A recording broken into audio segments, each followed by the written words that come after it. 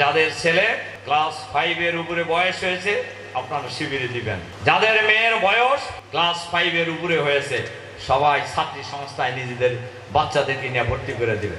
বাংলাদেশে জামায়াতে ইসলামীর কেন্দ্রীয় সহকারী সেক্রেটারি জেনারেল ও ছাত্র শিবিরের সাবেক কেন্দ্রীয় সভাপতি মাওলানা রফিকুল ইসলাম খান বলেছেন, ছেলে মেয়ে পঞ্চম শ্রেণী পাশ করলেই তাদের ইসলামী ছাত্র শিবির ও ছাত্রী সংস্থায় ভর্তি করিয়ে দিন। 31শে মে গোপালগঞ্জ শহরের বিসিক এলাকায় জামায়াতে ইসলামের ইউনিট দায়িত্বশীল সম্মেলনে প্রধান অতিথির বক্তব্যে তিনি এই আহ্বান জানান। কেন পঞ্চম শ্রেণী পাশ করার পর ছেলে মেয়েকে ছাত্র শিবির ও ইসলামী ছাত্রী সংস্থায় ভর্তি করাতে বলেছেন তার ব্যাখ্যা দিয়েছেন রফিকুল ইসলাম। ইসলামী ছাত্র শিবির এবং ইসলামী ছাত্রী সংস্থা বাংলাদেশের ছাত্র ছাত্রীদের জন্য সবচাইতে নিরাপদ ঠিকানা। সবচাইতে আপনার ছেলে যদি শিবির করে তাহলে আপনি নিশ্চিত হতে পারেন আপনার এই ছেলে নেশাখোর হবে না।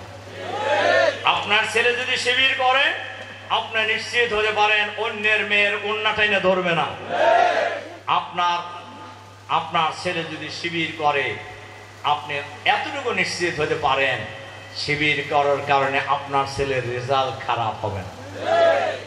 এতগুলি নিশ্চয়তা যার যে সংগঠনের মাধ্যমে আপনার ছেলে পায় আপনি বাপ মা পাবে, সেই সংগঠন থাকার পরে আমাদের মতো আপনাদের মতো লোকেরা আমাদের বাচ্চাদেরকে যদি এই আন্দোলনে না দেয় আমরা দুর্ভাগা ছাড়া আর কিছুই হবে। জামায়াতে ইসলামের কেন্দ্রীয় সহকারী সেক্রেটারি জেনারেল আরও বলেন, বাংলাদেশের মানুষ সন্ত্রাস, নৈরাজ্য মুক্ত ও দুর্নীতি মুক্ত বাংলাদেশ দেখতে চায়। সবাই যদি জামাতের প্রার্থী হয় অসুবিধা আছে?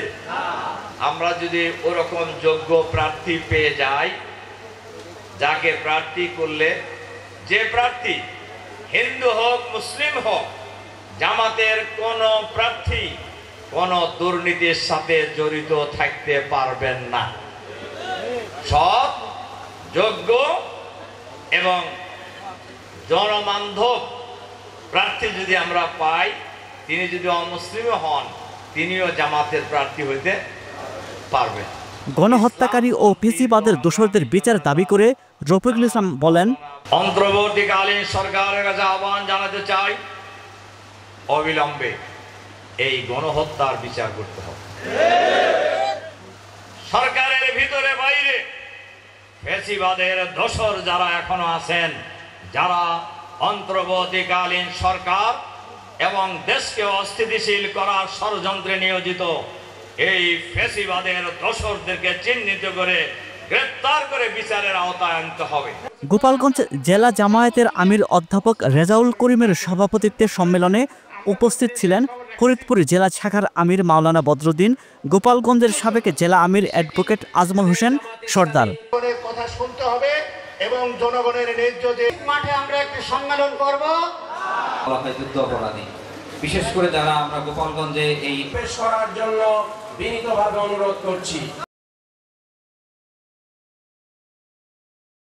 ওয়ালটন আবারও মিলিনিয়ার অফারে ওয়ালটন ফ্রিজ কিনে আপনিও হয়ে যেতে পারেন মিলিয়নিয়ার। মিলিনিয়ার ছড়াছড়ি দেশ জুড়ে, এটা শুধু ওয়ালটনই পারে।